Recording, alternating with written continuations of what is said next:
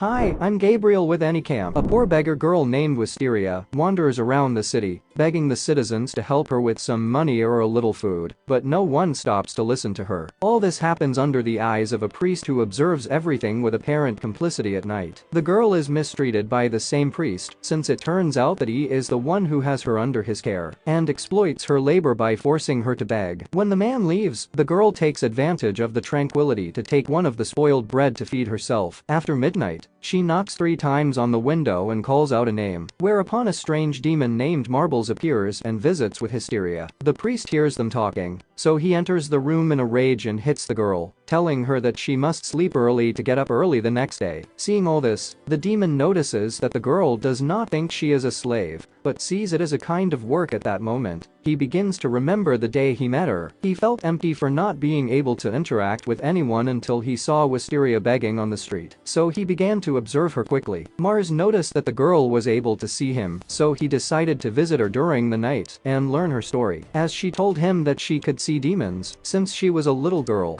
he decided to visit her often. Meanwhile, in another part of the city, a demon tries to assault a young man, but he effortlessly defeats him. Although one of his companions appears to help her, they both reveal that they are demon hunters who are on the trail of a powerful demon that was seen in London back at the orphanage. Marvis shows little enthusiasm when talking to Wisteria about some legendary he plays. He saw thanks to the hundreds of years he has lived. For this reason, Wisteria South Carolina Gold's Marva is telling him that he is a bitter man who has no friends, to which he responds by showing Wisteria that he is able to change his body and become human so that others can see him. She thanks him for visiting her, as he is the only person who brings a little happiness to her sad world. As he leaves, Mars wonders to himself the reason for his affection for Wisteria. The next day, the priest announces to Wisteria that he will sell her, making her understand that his intention was not to care for her, but to display her publicly so that someone would buy her. She's terrified by this, so she asks Mars to rescue her since her brother had suffered the same fate years before. But Mars replies that he cannot help a human if there is no payment involved, since that is against the demon's code, and if he violates those rules, he would be destroyed when the day arrives. Mars witnesses the precise instant with Hysteria is sold outside the church, so he begins to remember the good times he had with the girl. At that moment, he hears the demon hunters knocking on the church door to get answers about Wisteria, and when the priest reveals that the man who bought Wisteria is a deranged man who enjoys abusing and torturing orphan children, Mars explodes in fury and embarks on a desperate journey to the man's house. Fortunately, he arrives just in time to save Wisteria, who had been cornered, and who knows what the man was going to do with her. Since Marvis broke the law he mentioned earlier, a demon appears and tries to destroy him, but Wisteria offers her eyes in exchange.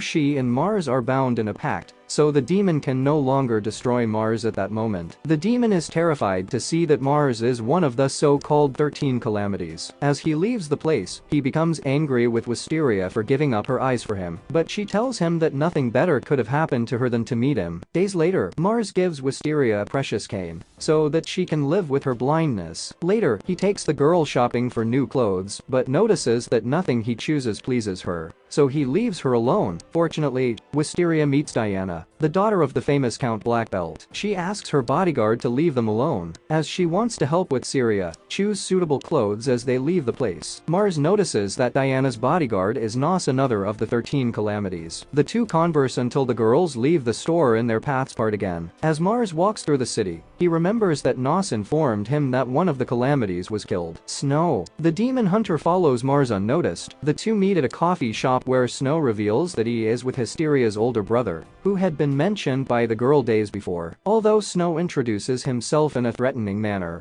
Mars invites him to his home on the outskirts of town. Wisteria cheerfully welcomes Mars into her home, but he invites her outside there. Mars shows Snow that the girl is fine, but the young hunter has no better idea than to try to kill Mars. So Wisteria yells at him, telling him that she's happy to see him, but she doesn't want the two to fight. Unfortunately, the opposite happens, and the two start a fierce fight, in which the young man uses all his resources to try to assassinate the demon. In the middle of the fight, Mars protects Wisteria from Ast's stray bullet, which leaves Snow in shock as he realizes that Mars really appreciates Wisteria, so he decides to leave them alone. The next day, Snow says goodbye, saying that he will do his best to trick the Hunters Syndicate to keep them from pursuing Mars, since if they find him, they will kill Wisteria as well. Mars and Wisteria go on a visit to a new town, but only seconds after arriving, trouble starts. A little girl asks her demon to slightly steal from our protagonists, but the little demon had no idea who he messed with, so the girl begs Mars to forgive them. Mars agrees, but on the condition that the girl treats them to lunch. When they arrive at the restaurant, she feels ignored, so she gives her wallet to Mars so that he can pay for the meal. Upon seeing the girl's wallet, Mars notices something strange and asks the little demon how long he will continue to hold the lie, so Mori asks Mars not to mention it to Harriet, the girl. The next day, Wisteria goes for a walk with Harriet and Mori, as Mars allowed her to, but on the condition that she ties one of his hairs to her finger. After walking for a long while, the girl stopped by a lake, and Harriet explains to Wisteria that she used to live on the streets, but Mor came to her to save her, and from that day on became her best friend. Wisteria identifies with this story, as it is almost the same thing that happened to her at that moment. A creepy monster emerges from the waters and tries to attack Harriet, but two demon hunters appear and slay the demon without trouble. Then the hunters try to hunt with Hysteria, but Mars appears and terrorizes them. Although the hunter tried to fight, Mars proved to them that he was too powerful for them before fleeing. They wound Mori badly, so Harriet despairs. Mars gets angry with them since they put Wisteria in danger. At that moment, it is revealed that Harriet was cruelly killed several years ago, and that Mori keeps her soul alive due to the pact they both made. So the girl begins to remember that the monster they saw seconds ago was the one in charge of ending her life, but he couldn't keep her soul, thanks to Mori. They both say goodbye emotionally, as Harriet was able to say a beautiful goodbye to her friend at Diana Blackbelt's house. Dozens of spies of the Blade of the Cross fall day after day, so Nos notices that the war against them is imminent. Days later, Mars and Wisteria walk under an intense snowstorm that broke out in the surroundings of the Black Belt mansion. Mars does not become aware of Wisteria's human frailty until the girl collapses in the snow. He immediately takes her to Diana's house, where they treat her high temperature and do their best to calm her fever. Diana urges Mars, as he was responsible for making a girl walk in a snowstorm. Upon waking up, Wisteria is very happy to see Diana again. She explains to Wisteria and marbles that the Black Belt family has been in royal service for hundreds of years, thanks to their gift for seeing demons. But things are going from bad to worse for them, because of the Blade of the Cross organization, who wish to exterminate the demons and keep sending spies to get information. As Mars apologizes to Wisteria for making her walk into the storm, Nos appears and tells them that they will have to leave as the Crossblade Hunters are just minutes away. Seconds later, they try to end Diana's life, but Nos appears and easily defeats them. Wisteria eggs Marbles to watch the battle closely in case things get rough, which he reluctantly agrees to. Just when Nos seemed to have everything under control, the commander of the Blade of the Cross appears and damages him badly. Nos beats him ferociously, but the knight resists far more than any human. Mars enters the scene to exhort Nos, but quickly realizes that the commander of the Blade of the Cross is far too tough for a mere human. In the end, he sets out to negotiate politically with Diana. Diana travels with Wisteria and Nos to carry out the negotiation. In fact, Nos will pretend to be the head of the Black Belt family. Meanwhile, Snow keeps an eye on everything with his binoculars. The group arrives at the agreed point to negotiate with the commander of the Blade of the Cross, and although everything seemed to go well,